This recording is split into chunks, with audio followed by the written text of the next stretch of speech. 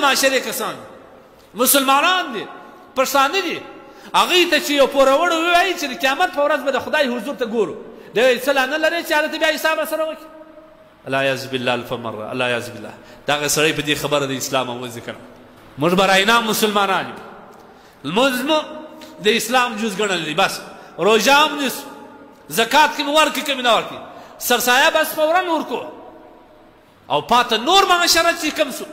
معاملاتو دا کې به اسلام په موږ کار نه لري موږ خپل د طبیعت مطابق دا ته اسلام نه وایي دا ته منافقت وایي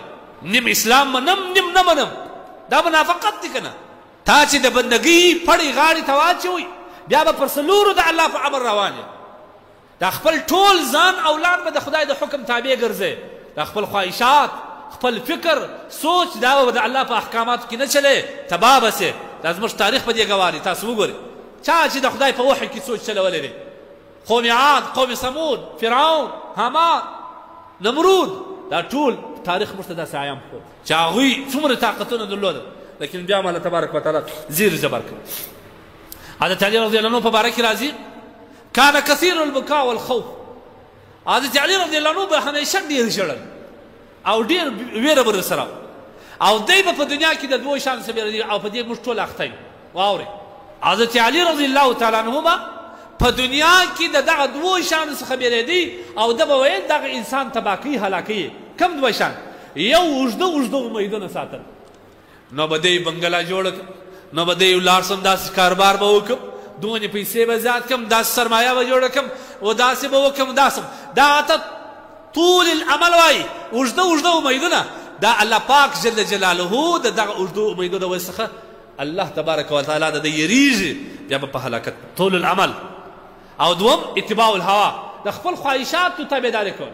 نفس خواهشات چې هر څه ورته ویل دغه کول که هغه ورته ویل بدنظري وکړه دی شل وارې هغه بدنظر ته ګوري که هغه ورته ویل چې فلم وګوره دی ګوري که خواهشات ورته ویل چې دغه ګراق ته درواغ ووایه دی وایي که خواهشات ورته ویل چې څوک خو نشته د دغه موټر نه یو موټ شی راواخله دی رااخلي که خواهشات ورته ویل چې دغه مسلمان ته زړې پیسې ناچله پیسې ورکړه کمزوري نوټ ورکړه دی کوي دا ته اتباع الهوا وایي دغه سړی تباه کېږي او دی پر ځان د دغه دوو څه ډېر بیره دی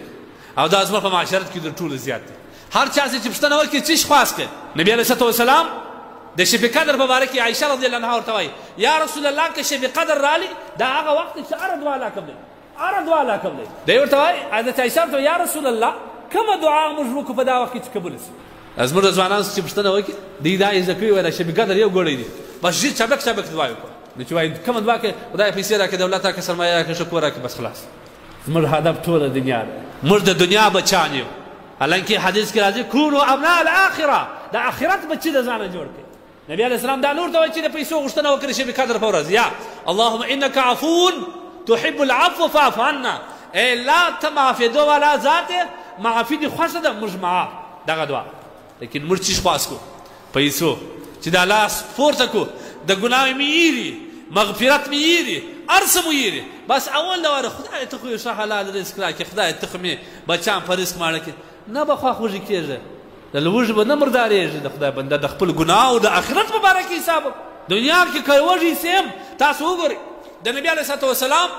لور فاطمه الزهرا رضی الله تعالی عنها دا نبي علیه الصلاه والسلام ته د ټولو زیات ګرانه وایي فاطمه مني فاطمه زما د ځګر ټوټه ده دونې پر ګرانه کله چې به خولنې راغله فاطمه خپل کور ته د پلار کره به راغله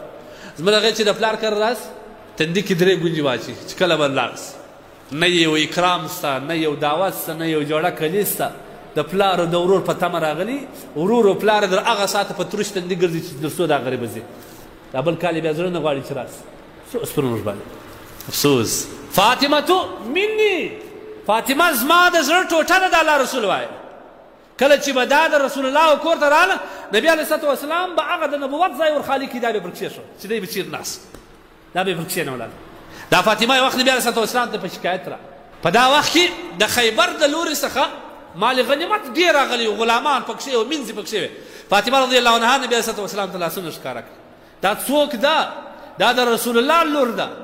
دا د جنت د ښځو سرداره ده سیدة نساء اهل الجنه د ټول جنت د ښځو سرداره ده د دې په لاسو کې دونه غټ غټ چړاخونه دي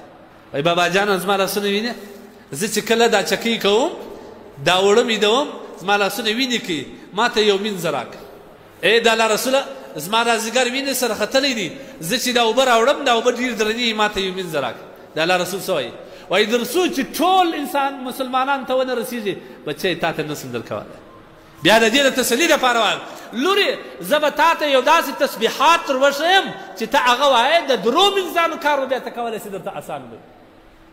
ځکه تسبیحات فاطمي وایي هر لمانځه څه وروسته مو وایي سبحان الله درود یې شوارې، الحمدلله درود یې شوارې، لا اله الا الله څو وارې څلور دې شوارې.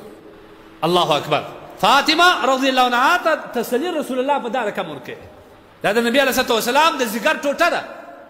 لیکن موږ وګوره په دا وخت کې نبي علیه الصلوة والسلام دې ته لا خواست نه کوي چې د الله څه وغواړي چې ما ته ډېر مال راکړي یا اخرت